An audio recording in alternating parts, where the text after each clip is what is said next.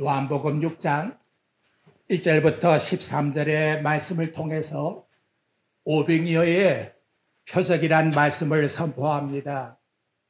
사도 요한은 요한복음을 왜 기록했느냐 하는 목적을 요한복음 20장 31절에서 밝혀줍니다. 오직 이것을 기록함은 너희로 예수께서 하나님의 아들 그리스도이심을 믿게 하려 하며 또 너희로 믿고 그 이름을 힘입어 생명을 얻게 하려 함이니라. 하나님이 요한복음이란 책을 우리 인간들에게 보여주고 또 듣게 해서 예수 그리스도를 믿게 하는데 목적은 생명을 주시기 위해서 이 말씀을 기록했다라고 일러주고 있습니다. 이 한 시간도 성령님을 통해서 이 땅에 오신 예수가 곧 하나님이 보내신 그리스도라는 사실을 믿을 수 있도록 은혜를 베푸신 하나님 앞에 진심으로 감사드리는 성도들이 되시기를 주의 이름으로 축원드립니다. 생명이라고 하는 이 뜻, 이 단어부터 이해를 해야 되겠습니다. 요한복음 1장 5절에 보면 이 세상을 어둠이라 스코티아라고 하는 어둠을 표현하고 있습니다. 예수님이 이 어둠을 말씀할 때에 요한복음 8장 12절에서 이렇게 일러줍니다. 나는 세상의 빛이니 나를 따르는 자는 어둠에 다니지 아니하고 생명의 빛을 얻으리라. 그러니까 예수님은 생명이 없는 곳이라면 그것은 어디든지 어둠이라고 이와 같이 표현하고 있다는 거지요. 우리 인간이 육체가 살았다고 하지만은 우리 인간이 시간적으로 살 뿐이지 육체가 땅으로 들어가잖아요. 그러니까 영원한 영생이라고 하는 것이 존재하지를 못하고 있는 거지요. 그래서 어둠의 세상을 곧 영원한 생명이 없는 곳이다 라고 일러주고 있는 것입니다.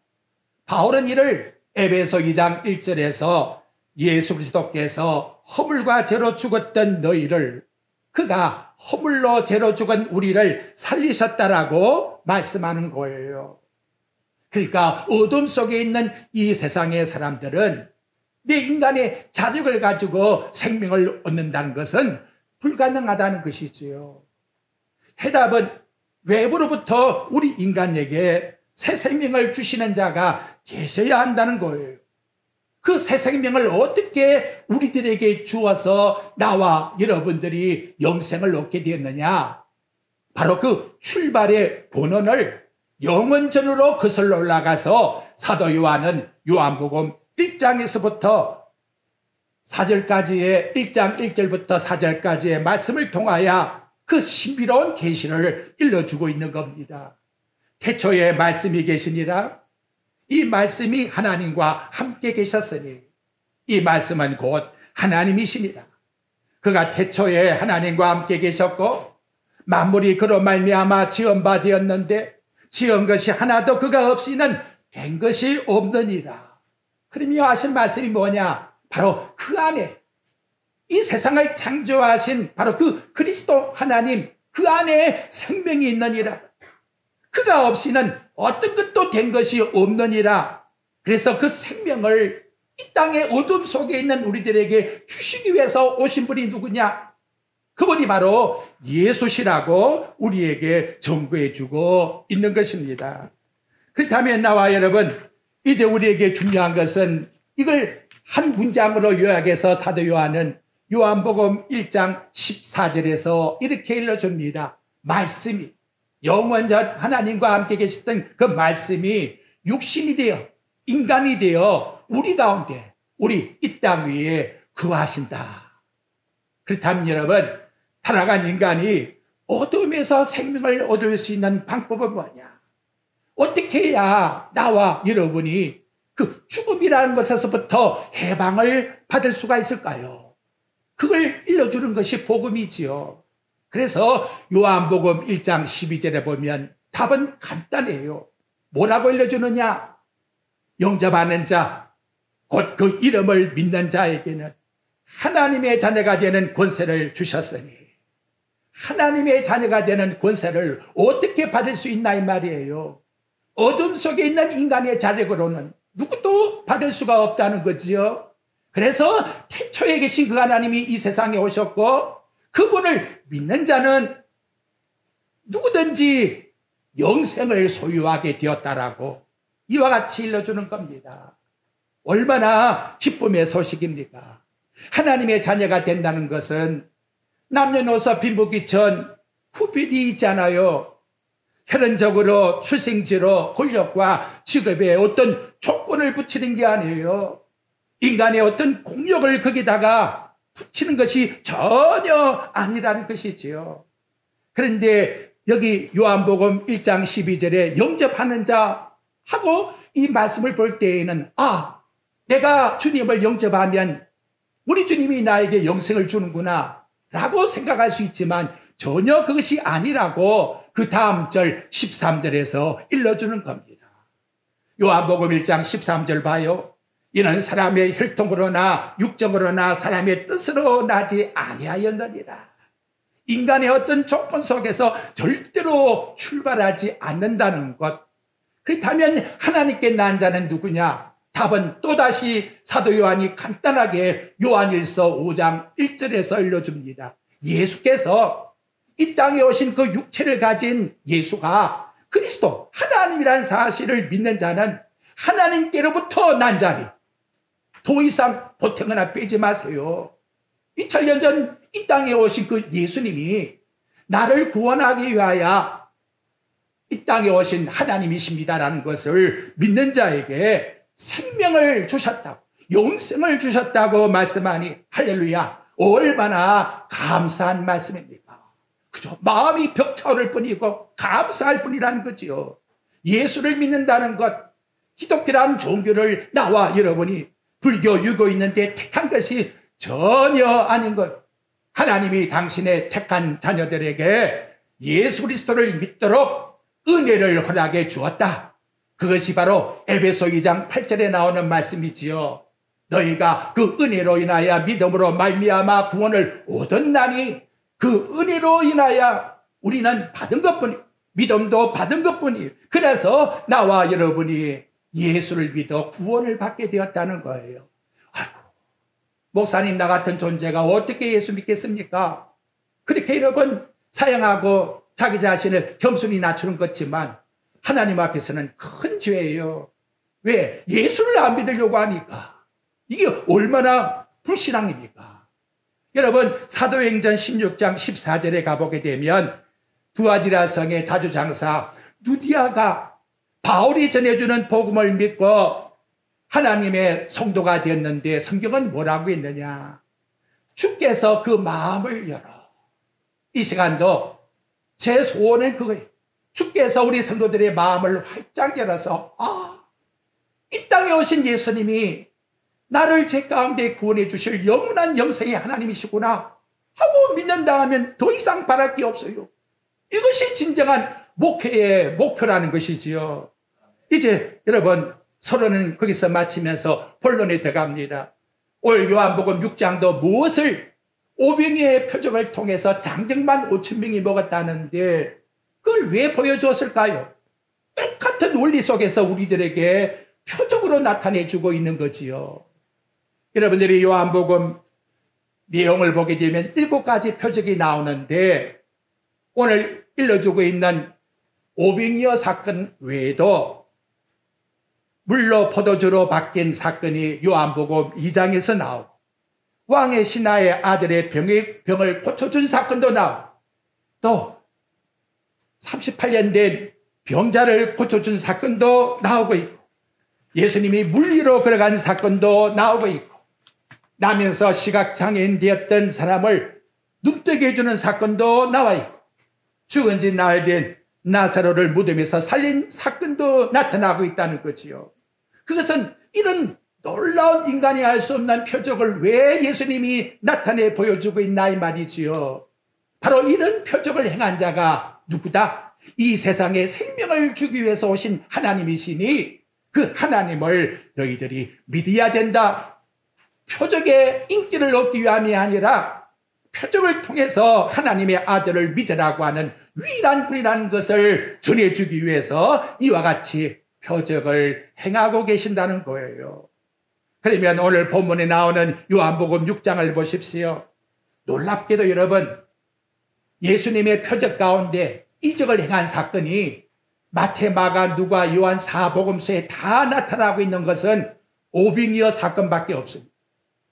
이렇게 여러분 사복음서에 다 기록되고 있다는 것은 우리 독자들에게 그만큼 주시고자 하는 교훈의 비중이 크다는 것을 나타내주는 암시가 아니겠습니까?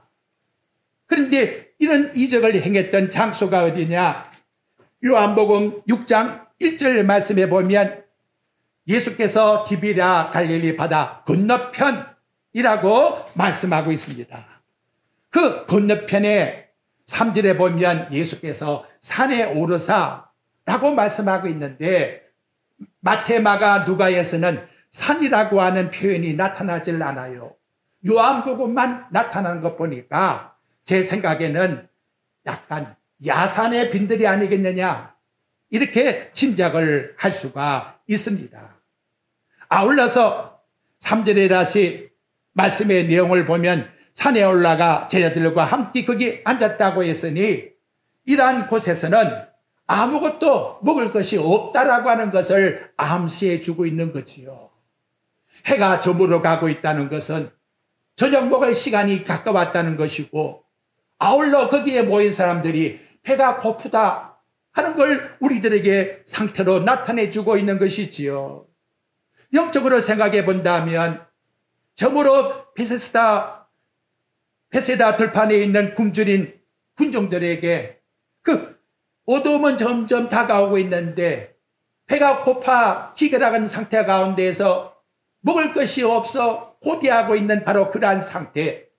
그것은 마치 어둠 속에 있어서 빛이 어디 있을까? 생명의 빛을 받아야 될 텐데 하고 기다리고 있는 인간의 상태를 표현해 준다. 이렇게 설명을 할 수가 있을 것입니다. 근데 어떻게 해서 이렇게 많이 모였을까요? 장정만 5천 명이면 거기 아이와 여자까지 합친다면 최하로 15,000명 정도는 될 것이다 라고 이렇게 짐작이 되는데 이유가 2절 말씀에서 나타납니다. 큰 무리가 따더니 왜 따랐느냐? 그 이유는 병자에게 행하신 표적을 보았습니다 라고 일러주고 있는 것이지요. 많은 유대인들이 이 디비랴 언덕으로 찾아온 것은 그 앞장 요한복음 5장에 나타난 예수님의 표적을 보고 그래서 유대인들이 신기해서 예수님이 계신 곳이라면 또 어떤 이적을 행할까? 그것이 너무 호기심이 땡기니까 여기에 찾아오게 되었다 하는 걸 일러주고 있는 것입니다. 그럼 여러분 중요한 것은 요한복음 5장에는 어떤 표적이 나왔을까요? 그것은 바로 예수님께서 베데스다 목가에 찾아가셔서 38년 된 병자를 고치고 있는 사건이 나타나고 있다는 것입니다. 그런데 그 38년 된 병자를 고치고 나서 예수님께서 설교와 같은 형식으로 계속해서 말씀을 일러주고 있습니다. 그것이 요한복음 5장 19절부터 계속 끝절 47절까지 이어져 나가고 있는데 그 내용 속의 핵심을 보게 되면 굉장히 중요한 유대인들이 들었을 때에 충격적인 교훈을 주고 있다는 거지요. 이유가 뭐냐? 예수님이 하늘에 계신 하나님을 자기 아버지라고 부르고 있다는 거예요. 아버지. 그걸 이렇게 세워보니까 무려 14번이나 나타나고 있다는 겁니다. 그리고 여러분 요한복음 5장 18절 한번 보십시오. 거기 보게 되면 하반절에 보니까 자기를 누구와 하나님과 동등한 분이다. 세상 이럴 수가 있나 이 말이죠. 감히 네가 누군데 어떻게 인간이 하나님과 동등하다고 말할 수 있느냐?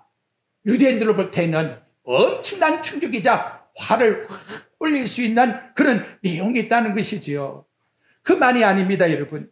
23절 말씀에 보게 되면 너희들이 나를 공경해야 하늘에 있는 아버지를 공경하는 것이니라. 그리고 24절에 보게 되면 아버지를 보내신 나를 믿는 자가 영생을 얻는 것이니라. 영생은 다른 게 아니야. 나를 믿어야 영생을 얻어. 근데 내가 어떻게 왔느냐? 하늘의 아버지가 보내어서 이 땅에 왔다라고 말씀하고 있다는 거예요. 그리고 27절 말씀에 나가보면 너희들이 율법 속에서 모세를 믿지? 그 모세가 율법 속에서 누구를 가르친 줄 아느냐? 바로 이 땅에 오실 나를 가르쳐서 모세의 오경 율법을 기록했단다 라고 일러주고 있는 거예요. 그리고 마지막 충격적인 가장 중요한 핵심의 내용은 요한복음 5장 39절 말씀입니다. 여러분 요한복음 5장 39절 봐요. 이때는 신약 성경이 없어요. 그러니까 구약 성경을 어떻게 볼 것인가라고 하는 정확한 해석을 이 땅에 그분이 일러준 그 말씀을 우리에게 일러주는 거예요. 시작. 너희가 성경에서 영생을 얻는 줄 생각하고 성경을 연구하거니와 이 성경이 곧 내게 대하여 증언하는 것이니라. 여러분들이 영혼의 생명의 양식으로 하나님 말씀을 연구해요. 보고 암기도 해요. 또 쓰기도 해요. 그런데 그 말씀 속에서 누구를 발견해야 된다? 말씀이신 그리스도를 발견하지 아니하면 아무 의미가 없는 거예요. 아무 의미가 없는 거예요. 그러니까 구약의 모든 성경들이 나를 증거해서 예수 그리스도를 믿어야만 구원받는다는 것을 구약의 39권의 말씀이 일러주고 있다는 것을 나타내주고 있는 것입니다.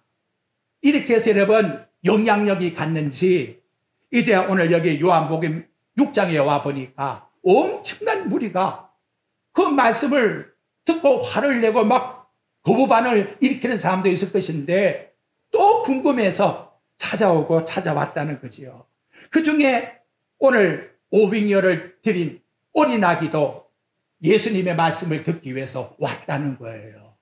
오늘 여기서 우리 또 한 가지 짚어야 될 것은 구원의 복음은 예수님께서 무리들과 서로 운운하는 것이 아니에요. 협상하는 것이 아니에요.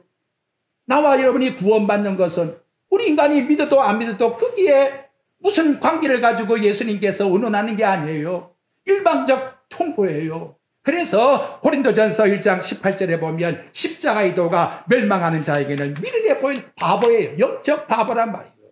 아무리 모든 걸 다 안다고 해도 예수님이 하나님이라는 사실을 모르면 영적 바보예요.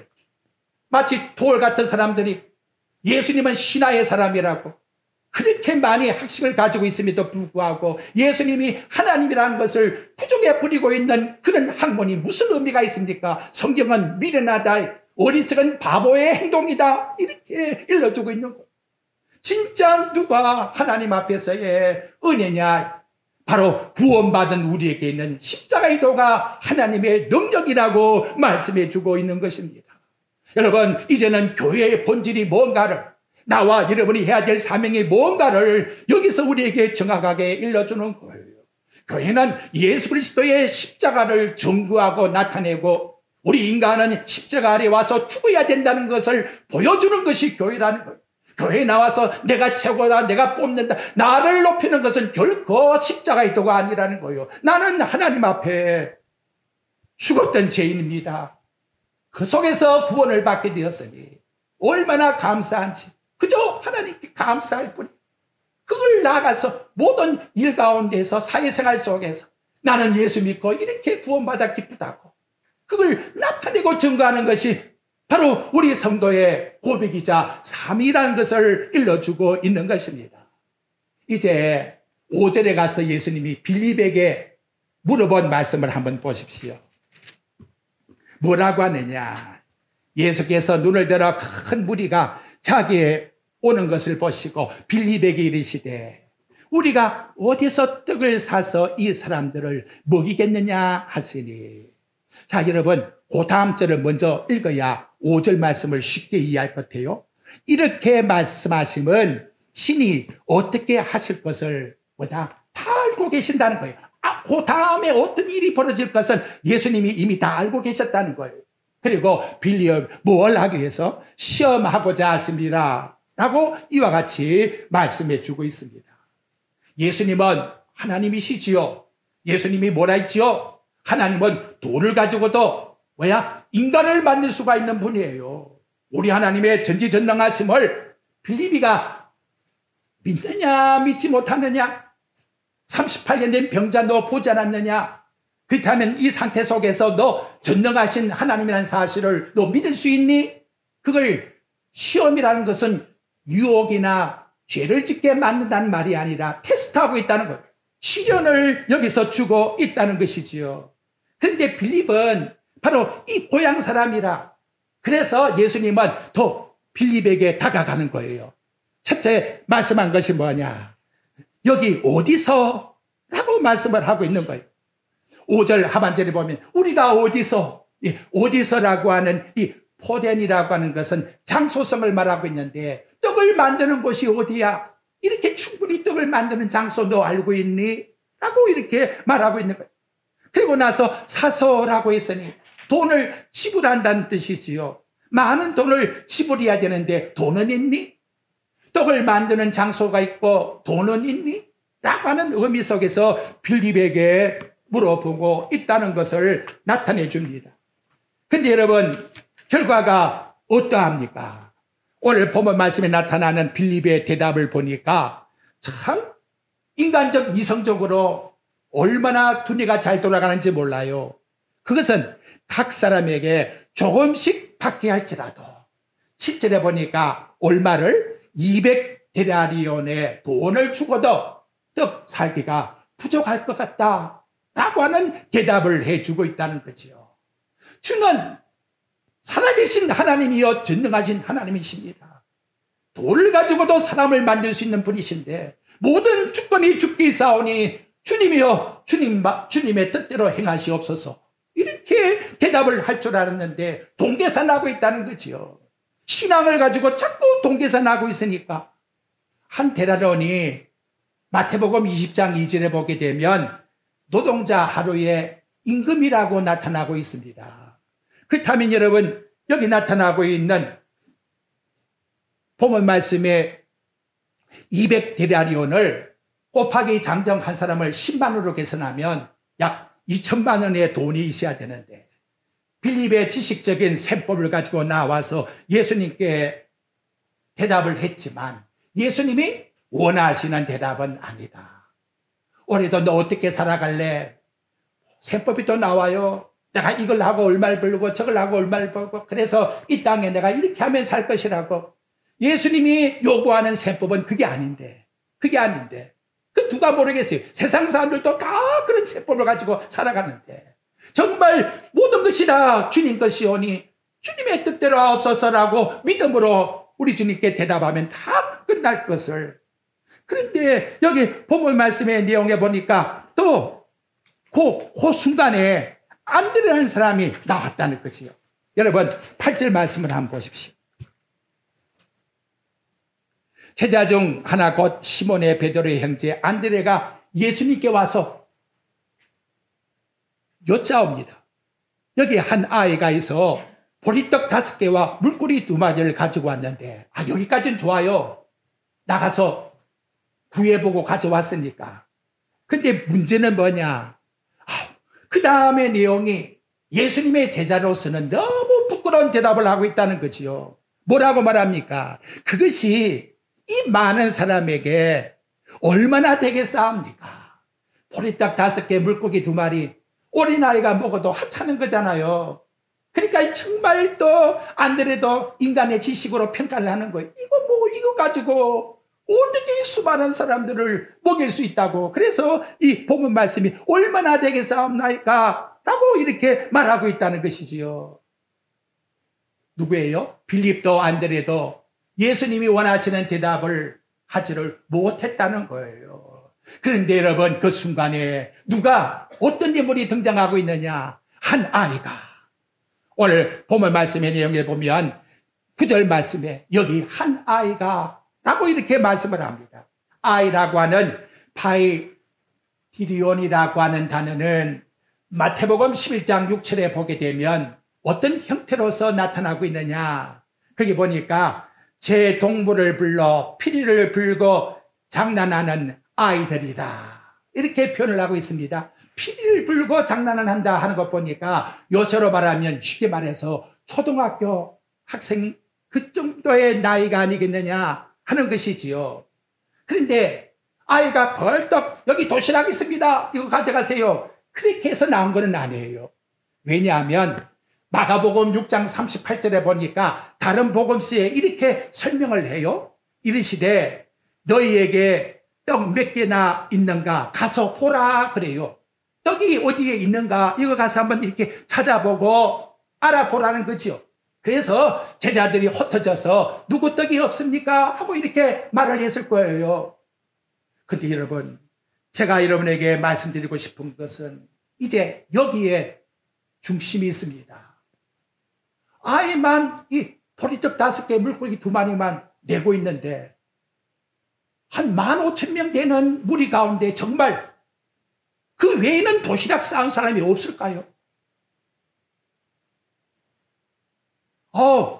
이것이 여러분 생각이 나더라는 것이죠.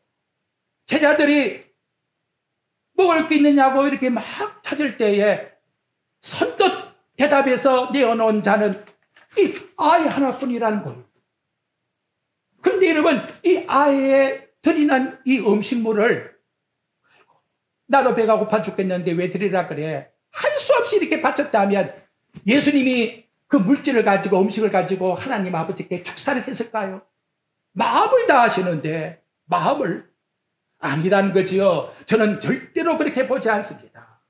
사복음서를 통해서 나타나고 있는 이 내용을 통해서 보면 분명히 이 아이는 믿음을 통해서 예수님께 드리고자 하는 그와 같은 하나님 앞에 선한 마음이라는 것을 생각할 수가 있는 것입니다.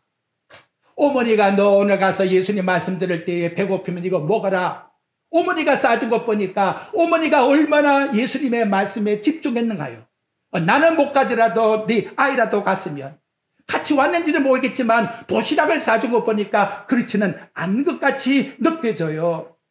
중요한 것은 예수님께서 바로 그러한 믿음을 받으시고 우리 하나님께서 영광을 받으셔서 하나님의 이루시고자 하시는 구원의 놀라운 역사가 일어나게 되었다는 것을 일러주고 있는 것입니다. 여러분, 제자 2사람도 못한 거예요. 나머지 10사람도 누구도 예수님은 하나님이시니까 할 수 있다라고 대답해 준 사람이 아무도 없어요. 그런데 이 아이만큼은 우리 예수님이 얼마나 시장하실까? 나만 먹고 할 것이 아니라 옆에 사람들도 배가 고플 건데 어쨌든 내가 예수님께 드림으로써 우리 하나님께 영광이 된다면 나는 기꺼이 드리겠나이다. 바로 이러한 순수한 마음을 가지고 드릴 때에 놀랍게도 우리 예수님은 현실적 사건 속에서 그 아이의 도시락을 가지고 축사하시고 5,000명 장지만 먹이고 그 나머지 사람도 풍성히 먹었는데 12강조리가 남았다라고 이와 같이 말씀하고 있다는 거지요. 믿음이라는 것은 인간적 계산에서 나오는 것이 아니에요. 우리의 구원이라는 것은 인간의 방법과 수단에서 나오는 것이 아니에요. 우리는 할 수가 없나이다. 주여 나는 죄인입니다. 주님의 뜻대로 없어서 주님께 모든 걸 맡기는 것이 믿음이라는 것이지요. 올해도 여러분 우리는 어떠한 결정을 하고 출발을 하고 있습니까? 올 한 해 동안에 우리의 모든 것을 모든 대소사를 전지전능하신 하나님 다 알고 계시는 그분에게 맡기고 살아가고 있습니까? 이것을 우리 하나님께서 테스트해 보았다. 올 이 한 시간 구정을 맞이해서 본문 말씀을 통해서 우리들에게도 테스트하는 거예요. 출애굽기 4장에 보게 되면 모세가 나는 말을 못해요 라고 말할 때에 하나님께서 너 가진 건 뭐야? 지팡이라고 말합니다. 그리고 그 지팡이를 하나님께서 모세에게 들려줄 때에 그 다음에는 무엇이라고 말씀하고 있느냐? 출애굽기 4장 20절 말씀에 나가보니까 모세가 하나님의 지팡이를 손에 잡았더라. 모세가 가진 개인의 지팡이가 아니라 하나님의 지팡이를 가졌더라. 올해도 나와 여러분의 삶의 모든 성패는 이미 결정된 거예요. 내가 믿고 있는 예수 그리스도의 십자가의 복음을 가지고 나아가는 것만이 이 세상을 이길 수 있다는 것을 오늘 나와 여러분들에게 일러주고 있다면 지금 가지고 있는, 붙잡고 있는 것이 뭡니까? 놓으세요. 놓으세요. 주님께 드리십시오. 그리고 주님을 통해서 주님이 이루신 유일한 방법, 그 아들을 십자가에 죽이신 그 아들의 복음을 믿고 나아가십시오. 그러니까 문제는 뭐냐? 얼마를 드린다라고 하는 것, 그 계산이 아니에요. 내가 이만큼 물질을 드리고 행위를 드리고 이만큼 하나님 앞에 일을 했습니다라고 하는 수고를 드리는 게 아니에요. 어떻게 드리는가가 문제. 예수님이 하나님이시기 때문에 나는 모든 것 다 주님께 전적 맡깁니다. 주의 뜻대로 하옵소서라는 것이죠.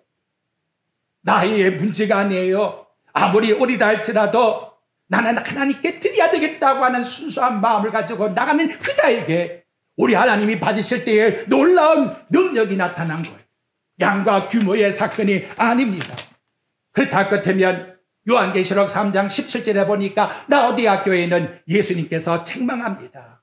너는 부자라고 하지 않느냐? 부족함이 없다고 하지 않느냐? 그런데 내게는 공고와 가령과 가난과 눈먼과 벌거벗은 것을 네가 알지 못하는 도다. 그런데 필라델피아 교회를 향해서는 뭐라고 말씀합니까? 네가 가진 그 약함 속에서 하나님 앞에 죽도록 충성하는 자가 되라 라고 말씀하고 있다는 것이지요. 그래서 여러분, 결론적으로 한 말씀 더 드리면 사도 바울이 이 말씀에 대해서 나는 하나님 앞에 이런 자가 되게 해주십시오 하고 고린도후서 12장 9절과 10절에서 말씀을 해요. 눈에 가시가 있어서 하나님 앞에 3번씩이나 간구를 합니다. 이거 없애달라고. 그런데 네 약함 그것이 내게 족함이라 라고 하나님이 말씀하면서 일러준 것이 뭐냐? 나의 여러 약한 것들에 대하여 사랑한다고 해요. 여러분, 여러분의 병을 자랑할 수 있습니까? 여러분의 가난 아니면 나의 부족을 자랑할 수 있습니까? 바울은 뭐라고 자랑하느냐? 그리스도의 능력이 머물게 하려 하십니다. 그러므로 내가 그리스도를 위하여 약한 것들과 능력과 궁핍과 박해와 공고를 우리는 뭐예요? 슬퍼한다 이렇게 되는데 기뻐하노니 왜 기뻐하느냐? 이는 한번 따라해 봅시다. 내가 약할 그때 강함이라. 네, 강함이에요. 육체의 모든 것이 부유할 때에는 하나님 앞에 믿음으로 온전함으로 드리는 게 점점 어렵다는 것이지요. 하오나 내가 약할 때에, 내가 공고할 때에 하나님이여 나를 붙들어 주소서. 이렇게 우리 주님을 의지하고 주님께 나아가는 이것이 오히려 믿음의 강함이라고 나와 여러분들에게 일러주고 있습니다. 이제 오빙여를 드렸더니 예수님의 모습이었다 하냐? 마태복음 14장 19절, 마가복음 6장 41절, 누가복음 9장 16절, 요한복음 6장 11절에 보니까 하늘을 우러러 축사하시고 아이가 분명히 믿음으로 드린 거예요. 그러니까 하나님이 기뻐하시지요. 히브리서 11장 6절 말씀같이 믿음이 없이는 하나님을 기쁘시게 할 수가 없는 거예요. 이 아이가 아이랄지라도 저분은 분명히 하나님이시다 하고 믿을 수 있는 것이지요. 성령이 역사하시기 때문에. 그리고 더해졌어요. 예수님은 흡족하게 받으시고 하늘 아버지 앞에 축사했다는 것이지요.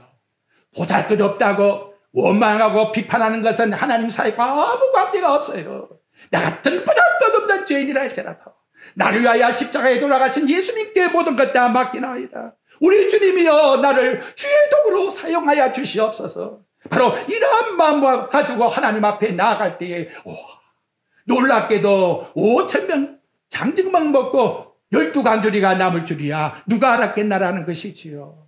올해의 나와 여러분의 삶, 비록 내가 아이라 부족하다 할지라도 내 가진 것이 우리 주님 앞에 나타내기가 정말 부끄럽다 할지라도 우리 주님이 내 생명의 주인이 되시오니 주님의 뜻대로 없어서 내 모든 것을 주님께 맡길 때에 모세의 지팡이가 아니라 하나님의 지팡으로 애굽에서 이스라엘을 구출한 것과 같이 십자가의 도를 모든 사람이 부끄럽게 여기나 그리스도의 십자가로 말미암아 모든 사람들이 구원을 받은 같이 나와 여러분이 드리는 믿음을 통해서 하나님은 나와 여러분에게 영광을 받으시고 너는 하나님의 자녀라 이렇게 우리를 불러주시니 이것이 바로 오늘 나타내고 있는 요한복음의 오병이어의 사건의 뜻이라고 말씀합니다. 그래서 그 뒷장의 말씀으로 나가면 나의 살과 피, 내가 곧 생명의 떡이라고 그렇게 차근차근 설명을 해주는 겁니다. 오늘 이 말씀을 우리 마음속에 새기시고 올 한 해 동안도 내 모든 건 다 주님께 맡기시고 주님이 주시는 그 뜻 속에서 내가 어떤 일을 행하든지 주님의 도구가 되어 하나님께 영광 돌려드리는 저와 여러분의 삶이 되시기를 주의 이름으로 축원드립니다.